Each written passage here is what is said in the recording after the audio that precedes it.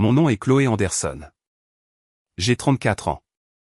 Lors de la première nuit dans la maison du lac que j'ai achetée après avoir quitté mon emploi en entreprise, mon frère a appelé pour me dire qu'elle n'était plus à moi.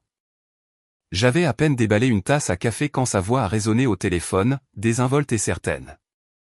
Pendant une seconde, j'ai cru qu'il plaisantait. Puis, j'ai entendu des cartons être scotchés en arrière-plan. Il a expliqué que nos parents prendraient les chambres du rez-de-chaussée, qu'il utiliserait le bureau, et que je pourrais garder la petite chambre à l'étage jusqu'à ce que je trouve un endroit plus pratique. Mes mains tremblaient, mais j'ai souri. Ce sourire m'a surprise moi-même. Des années plus tôt, j'aurais discuté, pleuré ou je les aurais suppliés de me respecter. Cette fois, j'ai posé une seule question. À quelle heure arrivez-vous ? Il a répondu à 10h00 du matin et a ri comme si ma reddition avait déjà été signée. Au moment où l'appel s'est terminé, j'ai ouvert mon ordinateur portable, photographié l'acte de propriété et passé 3 appels. Avant le lever du soleil, un serrurier a remplacé chaque serrure extérieure. À 9h45, un camion de déménagement a tourné dans ma rue. À 9h50, 2 adjoints du shérif en uniforme sont entrés dans mon vestibule. Et à 10h00, ma famille a marché vers ma porte d'entrée en portant un document qui, croyait-il, me forcerait à partir. Ils n'avaient aucune idée que mon accueil les attendait déjà. Avant que je vous dise ce que mon frère a dit ensuite, et ce qui s'est passé quand mes parents ont vu la police, dites-moi, quelle heure est-il là où vous êtes ? D'où regardez-vous ? Et quel temps fait-il là-bas ? Cela correspond-il à votre humeur aujourd'hui ? Je suis curieuse de voir jusqu'où cette histoire voyagera. Pour comprendre pourquoi j'ai souri, vous devez comprendre ce que ma famille appelait l'amour. Mon jeune frère Gavin appelait cela du partage lorsqu'il empruntait ma voiture et la ramenait avec le réservoir vide. Ma mère Marlène appelait cela de l'inquiétude lorsqu'elle ouvrait mon courrier. Mon père Victor appelait cela de la discipline lorsqu'il a retiré la porte de ma chambre parce que je l'avais verrouillée pendant une dispute. J'avais 15 ans la première fois que j'ai appris que l'intimité pouvait être traitée comme une insulte. Je suis rentré de l'école, j'ai vu les charnières vides et j'ai trouvé mon journal intime ouvert sur la table de la cuisine. Personne ne s'est excusé. Ils ont discuté de mes pensées privées pendant le dîner et m'ont dit que les secrets étaient dangereux dans une famille. Pendant des années par la suite, chaque fois que je voulais quelque chose qui n'appartenait qu'à moi, la culpabilité arrivait avant que je puisse en profiter. Ce schéma m'a suivi à l'âge adulte. Je suis devenu la fille fiable avec le salaire stable à Chicago. Quand la première entreprise de Gavin a fait faillite, j'ai couvert 3 mois de son loyer. Quand mes parents ont pris du retard sur leur prêt hypothécaire, j'ai commencé à leur envoyer de l'argent chaque mois. Quand j'ai finalement admis que mon travail m'avait vidé, ils n'ont pas demandé si j'allais bien. Mon père a demandé si démissionner affecterait le budget familial. J'ai démissionné quand même, j'ai vendu mon appartement et j'ai acheté la maison du lac entièrement à mon nom avec les économies que j'avais accumulées pendant 12 ans. Je ne leur ai donné l'adresse qu'après la signature finale parce que je voulais une décision qu'ils ne pourraient pas réviser pour moi. Maintenant, les messages de Gavin brillaient sur mon écran. Il les avait envoyés immédiatement après l'appel. Ne rends pas cela laid. Papa s'est occupé de la paperasse. Une fois que nous serons installés là-bas, tu ne pourras pas simplement nous jeter dehors. Cette dernière phrase a tout changé. Ce n'était pas une visite impulsive. Ils avaient étudié à quel point il pouvait être difficile d'expulser quelqu'un qui revendiquait la résidence, et ils s'attendaient à ce que ma peur du conflit les fasse passer par la porte d'entrée. Mon premier appel a été pour Léa Moreno, une avocate spécialisée en droit immobilier que j'avais rencontrée lors de la signature. Elle n'était pas une meilleure amie magique apparaissant pour mener ma bataille. Elle était la professionnelle dont j'avais sauvegardé le numéro pour exactement le genre de problème que j'avais espéré ne jamais affronter. J'ai lu les messages de Gavin à haute voix et je lui ai envoyé par courrier électronique l'acte de propriété, le relevé de clôture, la police d'assurance et le contrat de la caméra de sécurité. Ne les laissez pas entrer une seule boîte à l'intérieur, a-t-elle dit. Pas une valise, pas un seul courrier. Envoyez un avis écrit maintenant déclarant qu'ils n'ont pas la permission d'entrer ou d'occuper la propriété. Elle a rédigé le texte pendant que nous étions encore au téléphone. Je l'ai envoyé par message et par courrier électronique à tous les 3. Gavin a répondu avec un emoji qui rit. Mon père a écrit, « Tu ne comprends pas ce que tu as signé ». Ma mère a envoyé 6 paragraphes sur le sacrifice, la solitude et à quel point il était cruel pour une fille de se cacher derrière un jargon juridique. Mon deuxième appel a été pour un serrurier disponible 24 heures sur 24. Mon troisième a été pour la ligne non urgente du shérif du comté. Je n'ai pas exigé d'arrestation ni exagéré de menaces. J'ai expliqué que 3 parents avaient annoncé leur intention d'entrer dans ma maison contre mon refus écrit, que l'un d'eux avait fait référence à des documents que je n'avais jamais signés, et qu'ils arrivaient avec un camion de déménagement à une heure précise. Le répartiteur m'a dit de garder les portes verrouillées, de conserver chaque message et de rappeler s'il se présentait. Un adjoint a téléphoné plus tard, a examiné la situation et a dit qu'une unité de patrouille pourrait être à proximité car les messages montraient une confrontation planifiée. C'est ainsi que la police est devenue une partie de mon accueil, non pas par chance, mais par la documentation. Pendant que le serrurier travaillait, j'ai photographié chaque pièce et chaque objet de valeur. J'ai activé la caméra de la sonnette, la caméra de l'allée et l'avertissement sonore sur l'entrée latérale. J'ai placé des copies de l'acte de propriété et de mon refus écrit dans un dossier à côté de la porte. Léa est arrivée en voiture avant l'aube avec une imprimante portable, un thermos et un regard qui me disait qu'elle comprenait la différence entre la vengeance et la préparation. À 6h30, j'ai trouvé le détail qui prouvait que ma famille avait commencé le plan avant de m'appeler. À l'intérieur de ma boîte aux lettres se trouvait une confirmation de changement d'adresse destinée à Gavin Anderson. La date d'entrée en vigueur était 3 jours plus tôt. En dessous se trouvait une enveloppe d'une société de traitement des paiements adressée à Anderson Lake Retreat, société à responsabilité limitée à ma maison. Je n'avais jamais entendu parler de cette entreprise. Léa a photographié les 2 enveloppes sans les ouvrir. Ensuite, elle a cherché dans le registre public des entreprises. Gavin avait formé l'entreprise 6 semaines avant que je ne finalise l'achat de la maison du lac. Mon adresse avait été ajoutée comme siège social principal l'après-midi même après que j'ai reçu mes clés. J'ai fixé le document d'enregistrement jusqu'à ce que les mots deviennent flous. Il ne prévoyait pas seulement de vivre avec moi. Mon frère avait rattaché une entreprise à ma maison avant même de m'avoir dit qu'il venait. À 8h15, Léa a trouvé une annonce en ligne utilisant une photographie de mon annonce immobilière. Le titre disait « Évasion privée au bord du lac, accepte maintenant les réservations d'été ». Le calendrier montrait 4 fins de semaine déjà indisponibles. Ma famille n'avait pas fait ses bagages pour des retrouvailles. Ils avaient fait leurs bagages pour une prise de contrôle.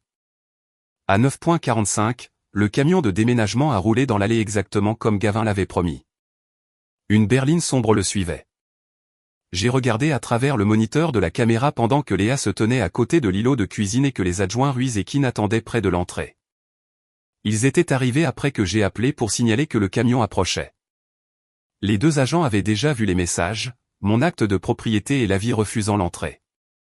Ils n'ont pas promis de résoudre une dispute familiale pour moi. Ils ont dit qu'ils empêcheraient une rupture de la paix et documenteraient tout ce qui se passerait ensuite. Gavin est descendu le premier, portant des lunettes de soleil et un trousseau de clés qui ne lui appartenait pas. Ma mère, Marlène, est sortie du côté passager de la berline avec une plante d'intérieur dans les bras. Mon père, Victor, a émergé du côté conducteur en tenant une enveloppe de documents brunes. Derrière eux, 2 déménageurs ont ouvert le camion et ont attendu les instructions. Je suis resté à l'intérieur jusqu'à ce que Gavin essaie sa clé. Elle a gratté contre la nouvelle serrure 2 fois. Il l'a regardée, a essayé de nouveau, puis a frappé la porte avec le côté de son poing. « Chloé » a-t-il crié. « Ouvre. » Les déménageurs facturent à l'heure. J'ai ouvert la porte seulement jusqu'à ce que le loquet de sécurité le permette. On vous a dit de ne pas venir. Marlène a soulevé la plante comme si c'était une offrande de paix. Nous t'avons apporté quelque chose pour le porche. Laisse-nous entrer avant que les voisins ne commencent à nous dévisager. Les voisins ne sont pas le problème. Victor s'est avancé. Assez de théâtre. Ouvre la porte. J'ai relâché le loquet et je l'ai ouverte complètement. Les 2 adjoints sont devenus visibles derrière moi. La bouche de Gavin s'est ouverte de stupeur. Ma mère a baissé la plante. Mon père n'a pas bougé, mais les muscles le long de sa mâchoire se sont contractés. « Qu'est-ce que c'est que cela ?» a demandé Gavin. « L'accueil que vous avez mérité, ai-je dit. » L'adjointe Ruiz a parlé avant que quiconque ne puisse se précipiter sur le seuil. Elle a expliqué que j'étais la propriétaire enregistrée, que j'avais retiré l'autorisation pour eux d'entrer, et que toute tentative de forcer leur chemin à l'intérieur pourrait entraîner une arrestation. Son ton est resté calme. Ce calme a rendu l'indignation de ma famille encore plus bruyante. Marlène s'est tournée vers moi. Tu as appelé la police contre tes propres parents. J'ai appelé parce que vous avez annoncé que vous preniez possession de ma maison après que je vous ai dit non. Nous ne prenons rien, a-t-elle dit. Nous t'empêchons de prendre une autre décision imprudente. Gavin a pointé du doigt vers le lac. Tu as quitté ton emploi, tu as traversé le pays pour déménager, et tu as acheté un endroit trop grand pour une seule personne. Nous essayons de le rendre utile. C'était bien cela. Pas à moi. Utile. Victor a ouvert l'enveloppe brune et a retiré un document de 6 pages. C'est un accord d'occupation résidentielle, a-t-il dit. Chloé nous a accordé le droit de vivre ici pendant 5 ans, pour $1 par an. Considération familiale. Léa s'est avancée sur le pas de la porte. Puis-je le voir? Mon père a reconnu son nom grâce à la vie. Cela ne vous regarde pas, c'est devenu mon affaire quand ma cliente a reçu un document portant une signature qu'elle dit ne pas avoir faite. Il a tendu les papiers à l'adjoint qui n'a la place. L'adjoint les a parcourus sans donner d'opinion. J'ai vu mon nom au bas de la dernière page. La signature ressemblait à la mienne de la même manière qu'un dessin d'enfant ressemble à une photographie. La forme était familière, mais rien ne bougeait naturellement. Quand ai-je signé cela, ai-je demandé. Victor ne m'a pas regardé. À l'Action de grâce. Où? Chez nous. J'ai passé l'Action de grâce à Montréal avec mes anciens collègues. Les tampons de mon passeport, mes reçus de compagnie aérienne, mes registres d'hôtel et mes photographies peuvent le prouver. Les yeux de Marlène se sont posés sur lui.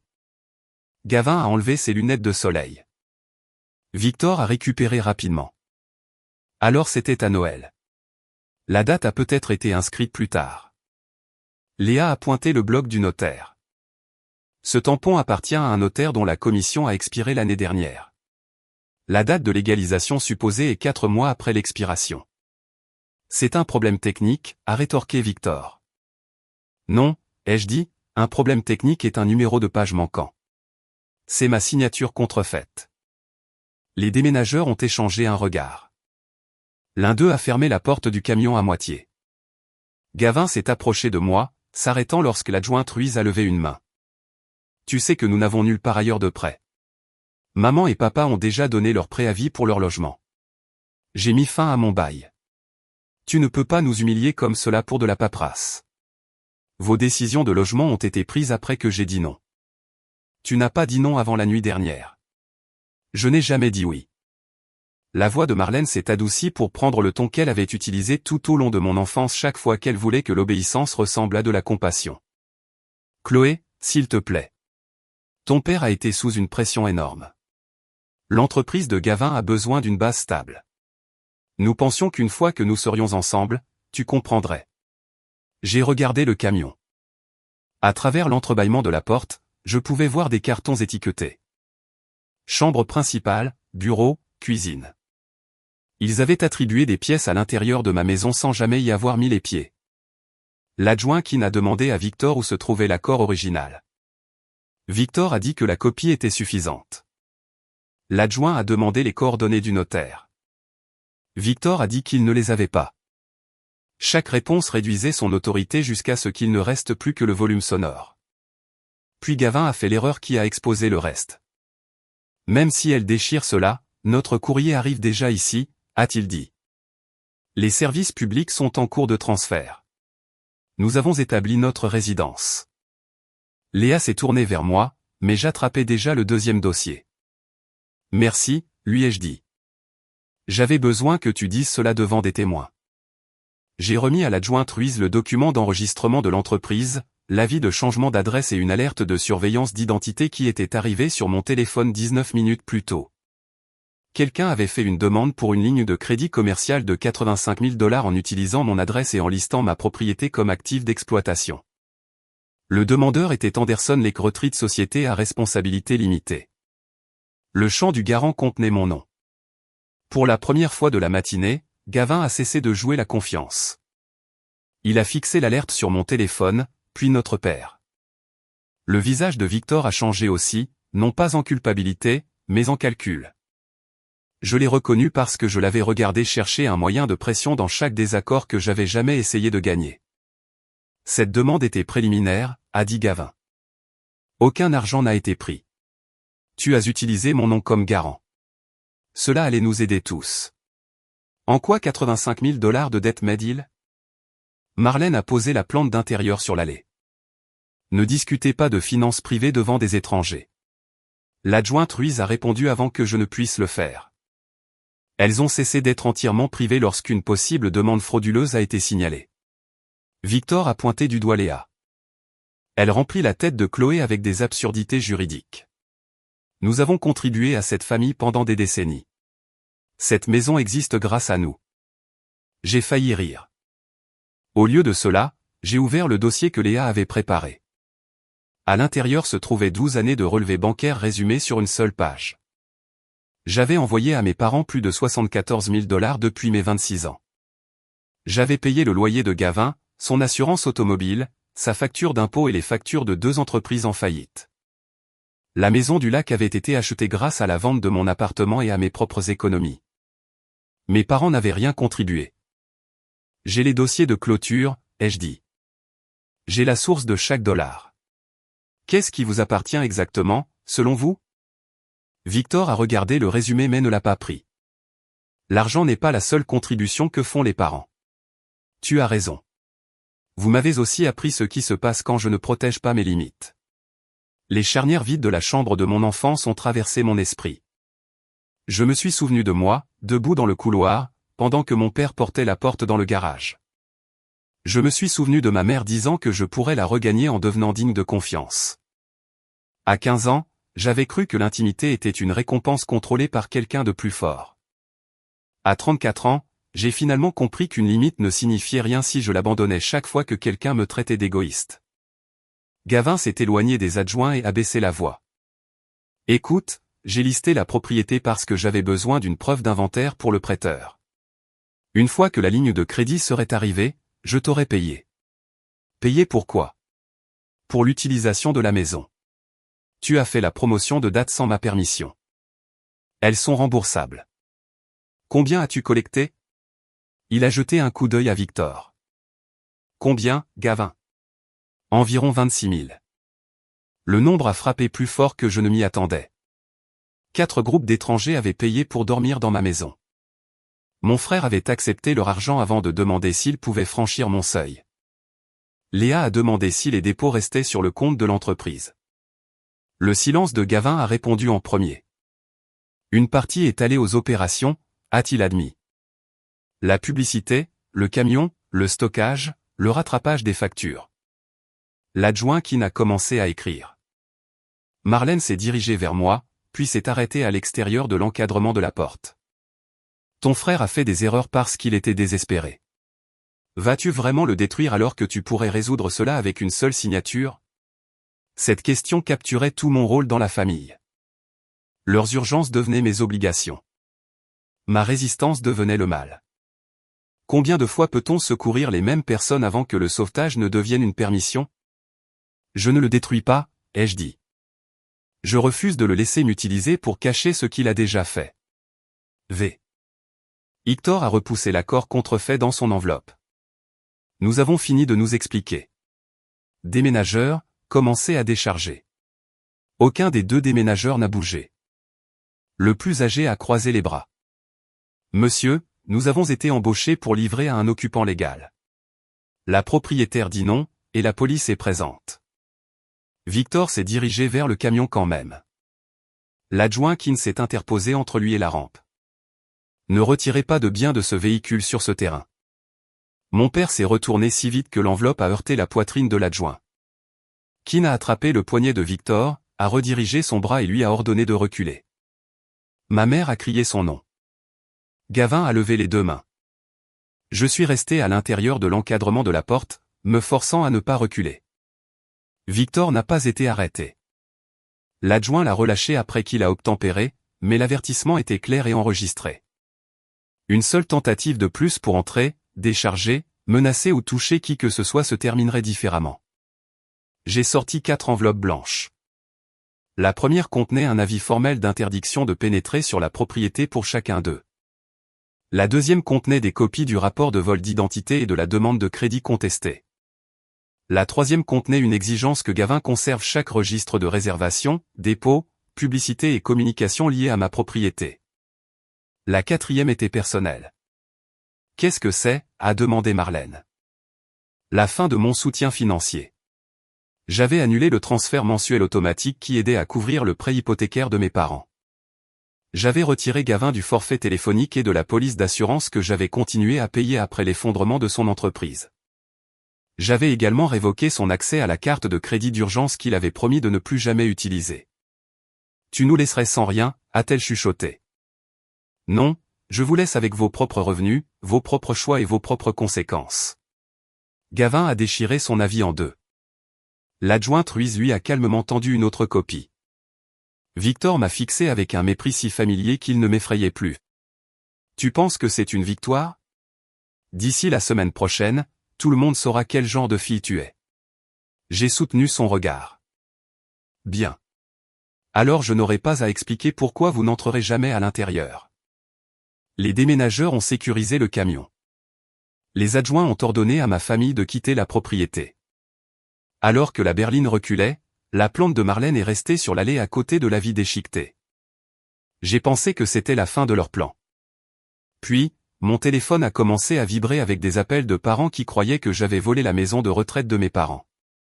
À midi, j'avais 17 appels manqués. Ma tante m'a accusé d'abandonner des parents âgés. Un cousin a demandé pourquoi j'avais invité la famille en Floride seulement pour organiser une embuscade policière. Quelqu'un d'autre a écrit que l'argent m'avait changé. Je n'ai répondu à aucun d'entre eux individuellement. La version qu'ils connaissaient avait été préparée bien avant l'arrivée du camion de déménagement. Léa m'a conseillé de ne rien dire publiquement pendant que les rapports de fraude étaient actifs. En privé, cependant, j'étais autorisé à corriger les fausses déclarations. J'ai créé un seul courrier électronique adressé aux proches qui m'avaient contacté. J'ai joint l'acte de propriété, l'avis écrit que j'avais envoyé avant que ma famille ne quitte son domicile, le faux accord d'occupation, l'enregistrement de l'entreprise et des captures d'écran de Gavin disant qu'une fois qu'ils auraient établi leur résidence, je ne pourrais pas les expulser facilement. J'ai retiré les numéros de compte et autres données privées. Mon message contenait 6 phrases. Je n'ai invité personne à emménager dans ma maison. Je n'ai pas signé l'accord ci-joint. Mon adresse et mon nom ont été utilisés sans permission pour une entreprise de location et une demande de crédit. Reniflement des dépôts ont été acceptés de la part de clients pour l'accès à ma propriété. Je coopère avec les institutions appropriées. Veuillez ne pas me contacter pour faire pression sur moi afin que j'accepte un comportement que vous n'accepteriez pas dans votre propre maison. Ensuite, j'ai cliqué sur Envoyer. La première réponse est venue de ma tante Denise. Elle ne s'est pas excusée. Elle m'a demandé d'appeler immédiatement. Quand je l'ai fait, sa voix a semblé plus petite que d'habitude. Ton père m'a dit que tu ouvrais un complexe de vacances familiales, a-t-elle dit. Il a dit que tu voulais que nous investissions. Combien lui as-tu donné ?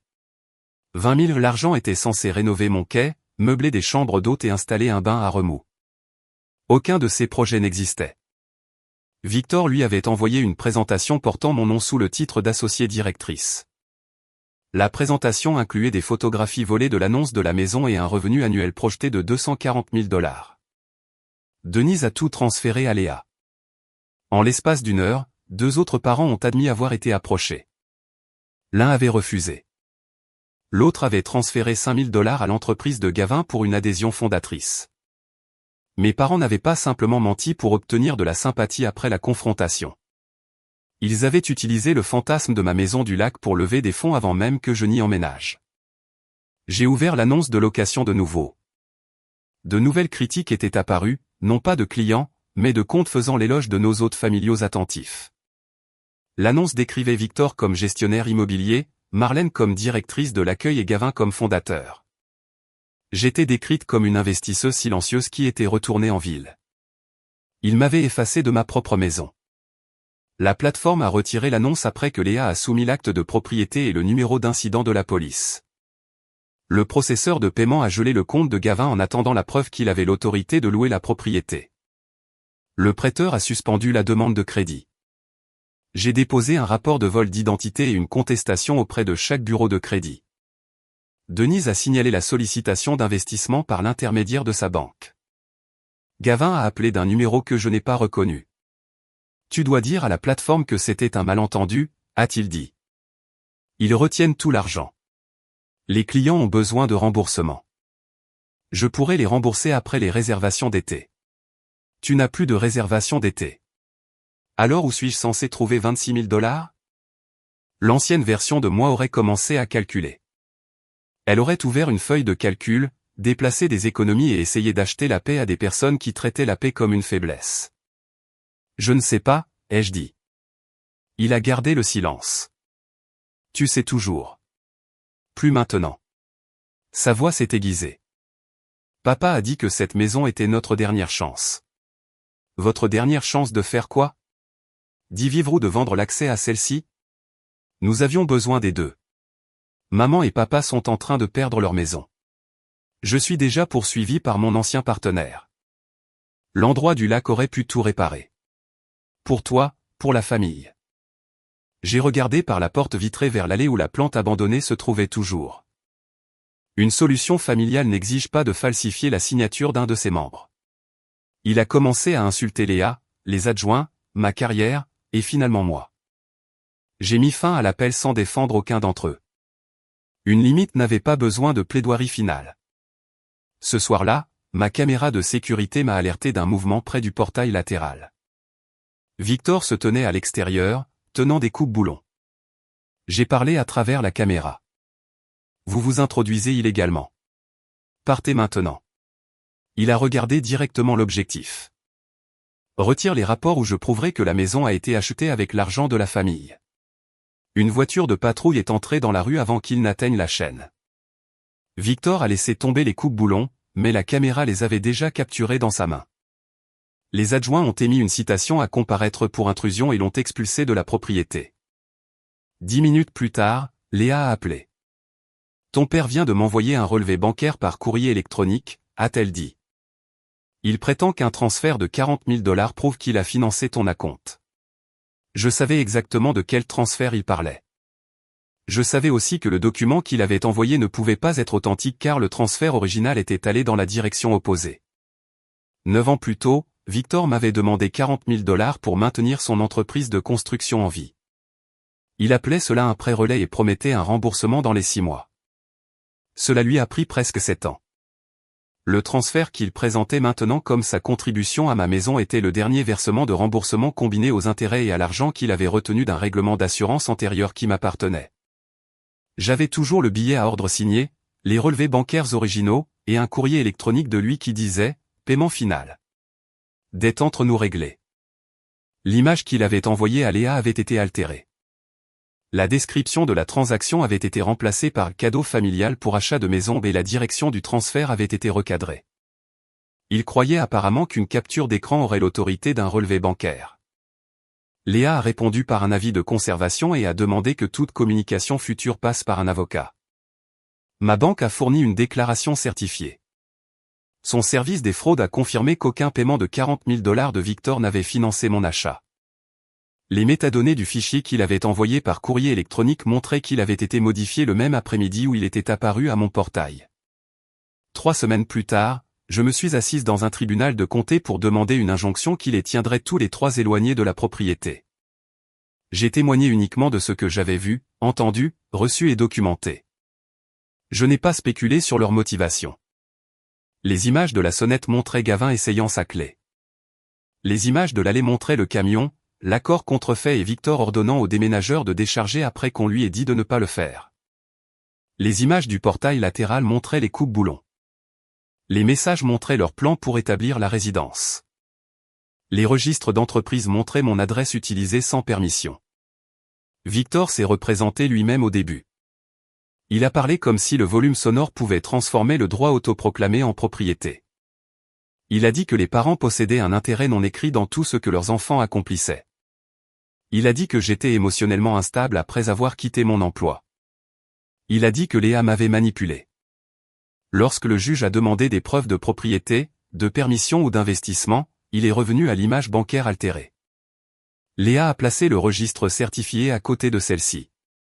La salle d'audience est devenue silencieuse. Le juge a accordé l'injonction. Elle a ordonné à ma famille de rester à l'écart de la maison et leur a interdit d'utiliser mon nom, mon image, mon adresse ou ma propriété dans toute sollicitation commerciale. Elle a renvoyé les documents contradictoires et les allégations de signature aux enquêteurs qui examinaient déjà ma plainte. Ce n'était pas un verdict télévisé dramatique. Aucun marteau n'a frappé. Ce qui importait était plus simple. Pour la première fois, une figure d'autorité a entendu mon père dire que la famille lui donnait des droits sur moi et a répondu « non ». À l'extérieur de la salle d'audience, Marlène attendait près des ascenseurs. Elle avait engagé un avocat distinct et affirmait qu'elle n'avait pas compris le plan d'affaires. Je croyais qu'elle n'avait pas créé les documents. Je me souvenais aussi d'elle debout dans mon allée me demandant de résoudre la fraude avec une seule signature. « Ton père pourrait faire face à des accusations », a-t-elle dit.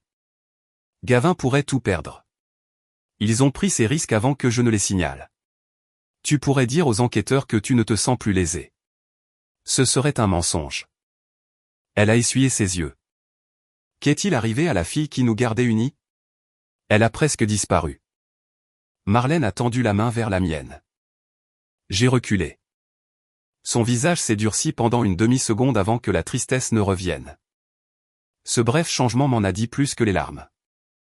Les conséquences financières sont arrivées avant la conclusion de l'affaire pénale. Le processeur de paiement de Gavin a remboursé ce qui restait sur son compte, puis l'a poursuivi pour le manque à gagner. Les clients ont déposé des demandes de rétrofacturation pour le reste. Son ancien partenaire a ajouté la fausse annonce immobilière à une poursuite civile existante. L'État a dissous son entreprise après que les déclarations et les frais requis sont restés impayés. Denise a récupéré une partie de son investissement grâce à une annulation bancaire et a intenté un procès pour le solde. Le problème de prêt hypothécaire de mes parents était réel, mais il n'était pas soudain. Ils avaient cessé de faire les paiements complets 4 mois plus tôt parce que Victor s'attendait à ce que ma maison devienne leur résidence gratuite et leur actif commercial. Sans mon transfert mensuel, le prêteur a repris la procédure de saisie. Ils ont vendu avant la vente aux enchères et ont emménagé dans un petit appartement de location. Ce n'était pas se retrouver sans abri. C'était la vie que leurs revenus pouvaient soutenir sans les miens. Gavin a envoyé une proposition finale par l'intermédiaire de Léa. Il admettrait que le bail était faux si je payais les remboursements de dépôt et si je demandais à Denise de retirer sa plainte. Je l'ai rejeté. Le protéger des conséquences aurait-il été de la miséricorde? Ou cela l'aurait-il simplement entraîné à m'utiliser à nouveau? 2 mois plus tard, Victor a accepté la responsabilité dans une résolution pénale négociée impliquant l'instrument contrefait et le registre financier altéré. Il a reçu une mise à l'épreuve, des travaux d'intérêt général, des obligations de restitution et une interdiction de me contacter. Gavin Reniflement a conclu un règlement civil l'obligeant à rembourser les dépôts restants des clients et les investissements familiaux. Marlène n'a pas été inculpée, mais l'injonction a été maintenue. Ils ne sont pas allés en prison. Ils ont perdu quelque chose à laquelle ils accordaient plus de valeur, l'accès à mon argent, à ma propriété, à ma crédibilité et à mon silence. 6 mois après le départ du camion de déménagement, j'ai transformé la pièce que Gavin avait revendiquée comme son bureau en studio de consultation. J'ai commencé à travailler avec de petites entreprises qui avaient besoin de systèmes financiers sans la cruauté des grandes entreprises. Je gagnais moins que je ne l'avais fait à Chicago, je dormais mieux, et je ne me suis plus jamais réveillé avec un message me demandant de sauver une crise que je n'avais pas créée. La maison du lac a changé parce que j'ai changé. Je ne l'ai pas remplie de parents pour prouver que j'étais généreuse. J'ai invité des personnes qui frappaient, attendaient et acceptaient un non sans punition. Denise est venue en visite après le règlement de son affaire, mais elle a séjourné dans un hôtel à proximité car je n'étais pas prête pour des invités familiaux pour la nuit. Elle n'a pas discuté. Ce simple respect m'a semblé plus curatif que n'importe quel discours. Marlène envoyait des lettres par la poste toutes les quelques semaines. La première blâmait le stress. La deuxième blâmait Victor. La troisième contenait enfin une phrase que j'avais attendu la majeure partie de ma vie pour entendre. J'ai aidé à t'enseigner que l'amour exigeait la reddition, et j'avais tort. Je n'ai pas répondu immédiatement. Des excuses pouvaient commencer la réparation, mais elles n'effaçaient pas le risque. Je lui ai dit par l'intermédiaire de Léa que je pourrais accepter une rencontre supervisée dans un lieu public après l'expiration de l'injonction. Je n'ai rien promis au-delà de cela. Gavin n'a envoyé aucune excuse. Il a publié de vagues messages sur la trahison et les parents avides jusqu'à ce que d'anciens clients répondent avec des captures d'écran de réservations annulées. Il a fini par supprimer ses comptes. Je n'ai pas célébré son humiliation, mais je ne l'ai pas protégé d'informations exactes non plus. Victor ne m'a jamais contacté directement. Les conditions de sa mise à l'épreuve l'en empêchaient. Par un autre parent, j'ai entendu dire qu'il décrivait toujours la maison comme quelque chose qui lui avait été volé. Cela ne me dérangeait plus. Une personne pouvait mal comprendre ma limite et être toujours tenue de s'y soumettre. Après la fin des affaires juridiques, j'ai enregistré l'histoire depuis mon studio. Je n'ai pas publié d'adresse privée, de numéro financier ou d'image de quiconque étant maîtrisé. J'en ai partagé suffisamment pour expliquer comment le droit autoproclamé grandit lorsqu'il est récompensé à plusieurs reprises et comment la préparation peut être plus forte que la rage. Des milliers de spectateurs se sont disputés sur la question de savoir si la famille devait tout pardonner. D'autres ont dit qu'ils n'avaient jamais réalisé que la culpabilité pouvait fonctionner comme une clé remise à des personnes qui n'avaient aucun droit d'entrée. Un soir, un colis est arrivé sans adresse de retour. À l'intérieur se trouvait la poignée de porte en laiton de la chambre de mon enfance, la porte que Victor avait retirée quand j'avais 15 ans. Marlène l'avait enveloppée dans une vieille photographie de moi debout à côté de l'encadrement vide. Il y avait un seul mot. Tu aurais toujours dû avoir une porte. Je me suis assise avec elle pendant un long moment. Ensuite, j'ai placé la poignée de porte sur une étagère, non pas comme une invitation et non pas comme la preuve que tout était guéri. C'était la preuve que j'avais finalement arrêté d'attendre que ma famille valide ce que je savais déjà. Le lendemain matin, j'ai remplacé la plante abandonnée sur l'allée par un petit panneau près du porche. Maison privée. Entrée sur invitation seulement. Cet après-midi-là, j'ai reçu une alerte de la caméra. Un chauffeur-livreur se tenait à l'extérieur avec une boîte et attendait. Après avoir sonné, j'ai ouvert la porte parce que je l'avais choisi. Ce choix était la vraie vengeance. Pas le compte bancaire gelé, pas l'entreprise en faillite, pas l'ordonnance du tribunal ou le plus petit appartement. Ma victoire était que personne ne pouvait entrer dans ma vie en annonçant qu'il y avait sa place. Personne ne pouvait dépenser mon argent et appeler cela un sacrifice. Personne ne pouvait retirer ma porte et exiger de la gratitude pour l'espace ouvert. Les gens demandent souvent si je pardonne à ma famille. Ma réponse est que le pardon et l'accès ne sont pas la même chose. Je peux relâcher la colère sans rendre la clé. J'ai verrouillé la porte cette nuit-là, j'ai mis de la musique et j'ai regardé la dernière lumière disparaître sur l'eau. Puis, j'ai souri.